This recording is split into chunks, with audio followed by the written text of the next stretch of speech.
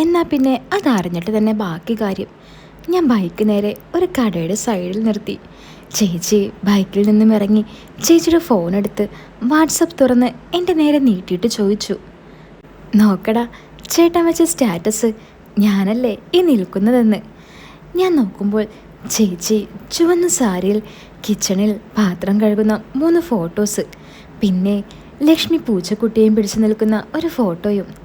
ഞാൻ വേഗം എൻ്റെ ഫോണെടുത്ത് രാജേട്ടനിട്ട സ്റ്റാറ്റസ് തുറന്നു നോക്കി. ഞാൻ നോക്കുമ്പോൾ ലക്ഷ്മിയുടെ ഒരു ഫോട്ടോ മാത്രമേ ഉള്ളൂ, അതും ആ പൂച്ചക്കുട്ടിയെ പിടിച്ചുകൊണ്ട് നിൽക്കുന്ന അതേ ഫോട്ടോ. ഇത് നോക്ക്, ഞാൻ നേരെ ചേച്ചിക്ക് കാണിച്ചു കൊടുത്തു. ഇതിലെവിടെ ചേച്ചിയുടെ ഫോട്ടോ? ഞാൻ ചോദിച്ചു. എടാ, എന്നാലും ഇതെങ്ങനെ സംഭവിച്ചു? സെയിം നമ്പറല്ലേ, പിന്നെ എന്താ എൻ്റെ ഫോട്ടോ കാണിക്കാത്തേ? ചേച്ചി എന്നോട്. അമ്മേ വേഗം വാ, എനിക്ക് വിശക്കുന്നു, മതി സംസാരിച്ചത്, വീട്ടിൽ പോയിട്ട് ഇനി ബാക്കി സംസാരിക്കാം. ചെക്കൻ അതിൻ്റെ ഇടയിൽ കയറി ബഹളമുണ്ടാക്കാൻ തുടങ്ങി. ഓ, ഒന്ന് മിണ്ടാതിരിക്കടാ, നീയല്ലേ കുറച്ചു മുമ്പ് പൊറോട്ടയും ബീഫും തിന്നത്, അപ്പോഴത്തേക്കും നിനക്ക് വിശന്നോ? ചേച്ചി ദേഷ്യത്തോടെ അവനോട് ചോദിച്ചു. എന്നാൽ അവനത് കേട്ടില്ല. വീണ്ടും അവൻ ബഹളം വെക്കാൻ തുടങ്ങി. ചേച്ചി കയറ്, ബാക്കി ഞാൻ പറഞ്ഞു തരാം. ഞാൻ ചേച്ചിയും കയറ്റി വീണ്ടും പുറപ്പെട്ടു. ഡാ പറയടാ, അതെന്താ അങ്ങനെ വരുന്നത്? ബൈക്കിലിരുന്നുകൊണ്ട് ചേച്ചി എന്നോട് ചോദിച്ചു. ഞാനത് പറയാൻ തുടങ്ങിയതും ചേച്ചിക്ക് വീണ്ടും ചേട്ടൻ്റെ കോള് വരാൻ തുടങ്ങി.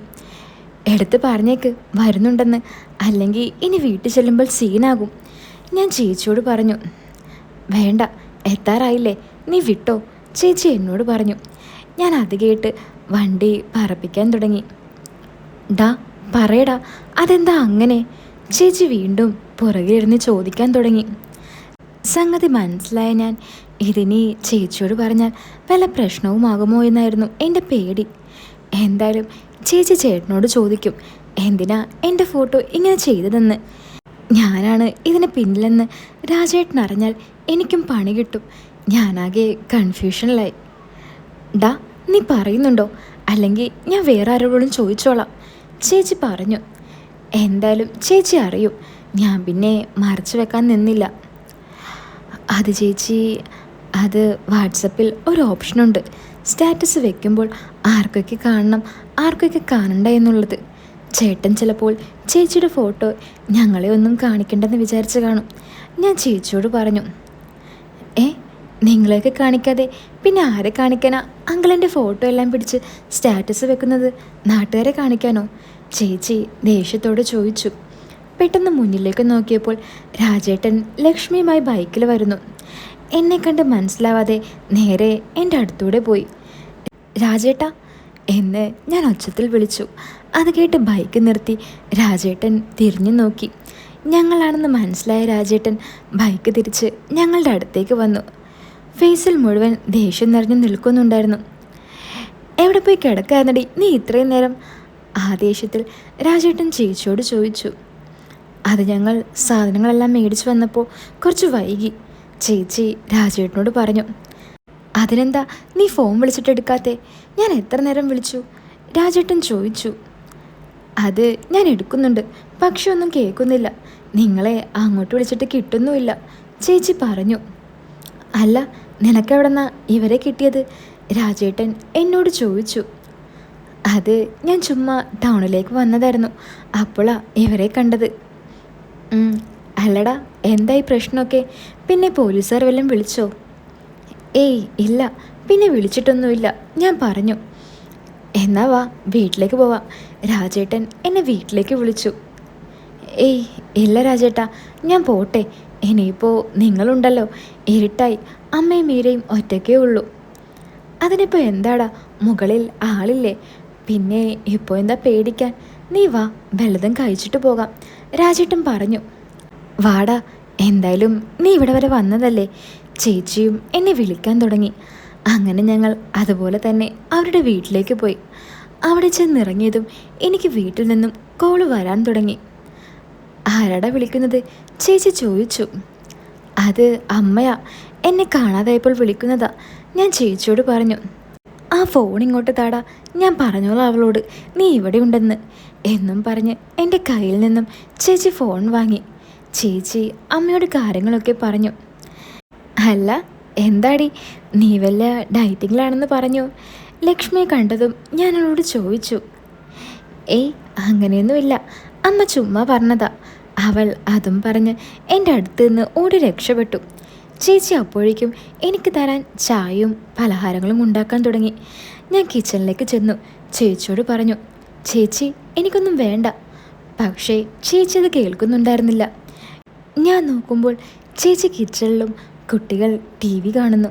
രാജേട്ടൻ എവിടെയാണെന്നറിയാൻ ഞാൻ പതുക്കെ അവർ കിടക്കുന്ന റൂമിൽ പോയി നോക്കി. രാജേട്ടൻ ഫോണിൽ ആരോടും സംസാരിക്കുന്നു. കയ്യിൽ വേറൊരു ഫോണുമുണ്ട്. അതിൽ നോക്കിയിട്ടാണ് സംസാരം. എന്തോ പരിപാടി ഒപ്പിക്കുന്നുണ്ടെന്ന് എനിക്കപ്പോൾ തന്നെ മനസ്സിലായി. ഞാൻ മെല്ലെ അവിടെ നിന്ന് പോന്നു. ഞാൻ നേരെ ചേച്ചിയുടെ അടുത്തേക്ക് കിച്ചണിലേക്ക് ചെന്നു. എന്താടാ നീ ഇങ്ങനെ നടക്കുന്നത്? ആ കസേരയെടുത്ത് ഇവിടെ ഇരുന്നോ. അവരെയൊന്നും ഇനി നോക്കണ്ട, അവരൊക്കെ ഇനി ടി വിയിലായിരിക്കും, ചേച്ചി പറഞ്ഞു. ആ അത് സാരയില്ല. അല്ല ചേച്ചി ഇപ്പോൾ എന്തിനാ ഇതൊക്കെ ഉണ്ടാക്കാൻ പോയേ? ചേച്ചിക്ക് വേറെ പണിയൊന്നുമില്ലേ? ഏയ് അത് സാരില്ലടാ, നീ എപ്പോൾ വന്നതാ ഇങ്ങോട്ടേക്ക് ഒന്ന്? പണ്ടൊക്കെ അമ്മയുടെ കൂടെ ഇടയ്ക്കെങ്കിലൊക്കെ നീ ഇങ്ങോട്ട് വരുമായിരുന്നു. ഇപ്പോൾ അമ്മയും വരില്ല നീയും വരില്ല. അത് പിന്നെ ചേച്ചി ഞാൻ പറഞ്ഞില്ലേ ജോലിയുടെ കാര്യം, അതുകൊണ്ടാ. ഓ അല്ലെങ്കിൽ ഇപ്പോൾ നീ വന്നത് തന്നെ.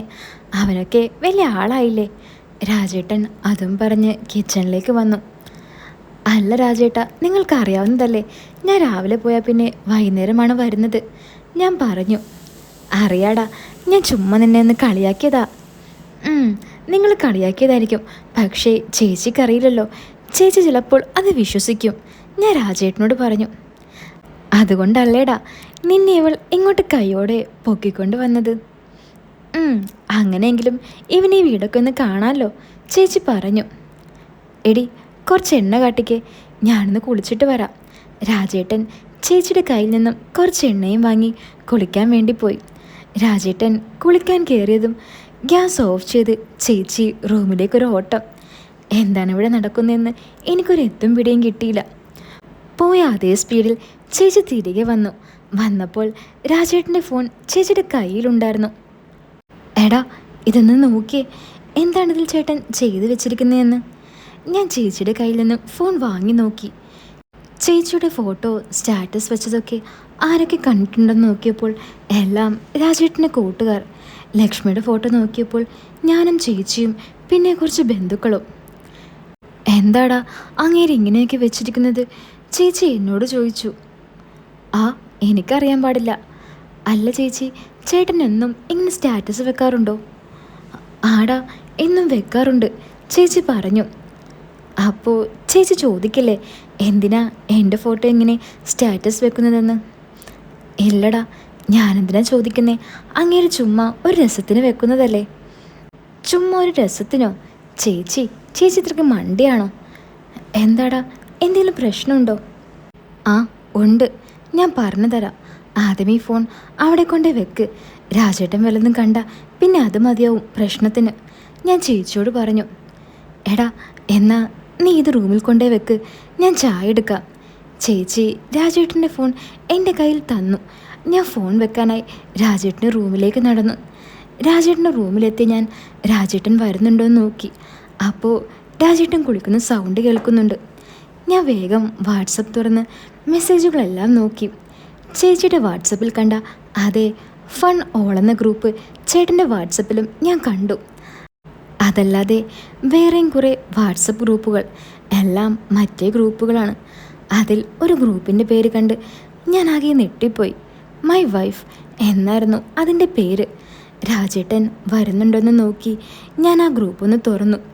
പേര് കണ്ട് നെട്ടിയതിനേക്കാളും അതിലുള്ളതെല്ലാം കണ്ട് ഞാൻ ആകെ വിറച്ചുപോയി.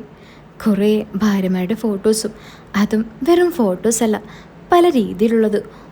ഓരോ ഫോട്ടോസിൻ്റെ അടിയിലും അത് പോസ്റ്റ് ചെയ്ത ആളുടെ കുറേ മെസ്സേജ് ഉണ്ട്. അതിന് താഴെയായി കുറേ പേരുടെ വർണ്ണിക്കൽ എന്ന് പറഞ്ഞാൽ വെറും വർണ്ണിക്കലല്ല എൻ്റെ പൊന്നോ, അതൊക്കെ വായിച്ചാൽ കിളി പോകും. അമ്മാതിരി വർണ്ണിക്കലാണ് വർണ്ണിച്ച് വെച്ചിരിക്കുന്നത്. ഞാൻ താഴേക്ക് സ്ക്രോൾ ചെയ്ത് നോക്കുമ്പോൾ ചേച്ചിയുടെ ഫോട്ടോസും ചേട്ടൻ പോസ്റ്റ് ചെയ്തിരിക്കുന്നു. എൻ്റെ അമ്മോ, അതിനിടയിൽ വന്ന കമൻ്റ് എല്ലാം കണ്ട് എൻ്റെ കുട്ടേട്ടൻ വരെ തലയെടുപ്പോടെ എഴുന്നേറ്റ് വന്നു. പെട്ടെന്ന് രാജേട്ടൻ്റെ സൗണ്ട് ഞാൻ കേട്ടു. ഞാൻ വേഗം ഫോൺ അവിടെ വെച്ച് ചേച്ചിയുടെ അടുത്തേക്ക് പോയി. എന്തായടാ, നീ എന്ത് നോക്കായിരുന്നു? ചേച്ചി എന്നോട് ചോദിച്ചു. അതൊക്കെ ഞാൻ പറയാം, പക്ഷെ ചേച്ചി നമ്മളിത് അറിഞ്ഞ കാര്യം ഒരിക്കലും രാജേട്ടനോട് പറയരുത്. അതെന്താടാ, എനിക്കറിയണ്ടേ എന്തിനാണ് അങ്ങനെയൊക്കെ ചെയ്തതെന്ന്? ആ, ഞാൻ പറയാം, ഒന്ന് പറയടാ, എന്നാലല്ലേ എനിക്കറിയാൻ പറ്റുള്ളൂ. ചേച്ചി പറഞ്ഞു. ദേ, രാജേട്ടൻ വരുന്നുണ്ട്, ഞാനെല്ലാം ചേച്ചിക്ക് വഴിയെ പറഞ്ഞു തരാം. പിന്നൊരു കാര്യം, നമ്മളിത് അറിഞ്ഞെന്നൊരിക്കലും രാജേട്ടൻ അറിയരുത്, ഞാൻ വീണ്ടും ചേച്ചിയോട് പറഞ്ഞു. ശരിയടാ, എന്നാ വാ നമുക്ക് ചായ കുടിക്കാം. അതും പറഞ്ഞ് ചേച്ചി ചായയും കടിയുമായി ഹോളിലെ ടേബിളിൽ കൊണ്ടുവന്ന് വെച്ചു. അങ്ങനെ ഞങ്ങളെല്ലാവരും കൂടി ചേച്ചി ഉണ്ടാക്കിയ പലഹാരവും ചായയും കുടിച്ചു. അപ്പോഴും എൻ്റെ കണ്ണിൽ ചേച്ചിയായിരുന്നു. കാരണം ഈ ചേച്ചിയാണല്ലോ ഞാൻ കുറച്ചു മുമ്പ് ആ വേഷത്തിൽ കണ്ടതെന്ന് ഓർത്തിട്ട്. എന്തായാലും രാജേട്ടൻ ആൾ കൊള്ളാം, പുതിയ പരിപാടിയുമായി ഇറങ്ങിയേക്കുക ഞാൻ മനസ്സിൽ വിചാരിച്ചു. ലക്ഷ്മി എണ്ണപ്പലഹാരം കഴിക്കാത്തതുകൊണ്ട് ഞങ്ങളെല്ലാവരും ലക്ഷ്മിയെ കളിയാക്കിക്കൊണ്ട് ചായയും കുടിച്ചിരിക്കുമ്പോൾ രാജേട്ടൻ ഫോണെടുത്ത് ഫോട്ടോ എടുക്കാൻ തുടങ്ങി. ഞങ്ങളെല്ലാവരും കൂടി ഇരുന്ന് ചായ കുടിക്കുന്നതാണ് രാജേട്ടൻ ആദ്യം എടുത്തത്. അതുകൊണ്ട് തന്നെ ഞാനതത്ര കാര്യമാക്കിയില്ല. എന്നെപ്പോലെ ചേച്ചിയും അത് കാര്യമാക്കിയില്ല. എന്നാൽ ഒന്ന് രണ്ട് ഫോട്ടോ എടുത്തു കഴിഞ്ഞ് ചേട്ടൻ ചേച്ചിയുടെ നേരെ തിരിഞ്ഞു. ഞാൻ നോക്കുമ്പോൾ ചേച്ചി പഴംപൊരിയും കഴിച്ചുകൊണ്ടിരിക്കുന്നു.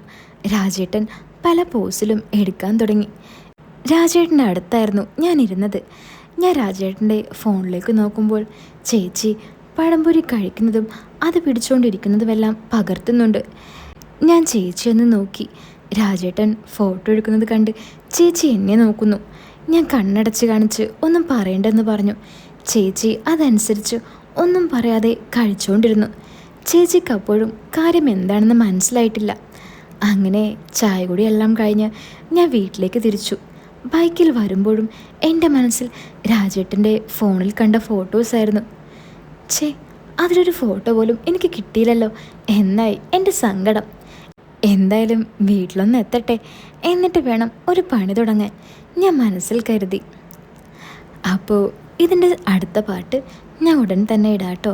അപ്പോൾ വീഡിയോ ഇഷ്ടപ്പെട്ട വീഡിയോ ലൈക്ക് ചെയ്യാൻ മറക്കല്ലേ. അപ്പോൾ പുതിയൊരു കഥയായിട്ട് നമുക്ക് വീണ്ടും കാണാം. എല്ലാവരും കാത്തിരിക്കുക.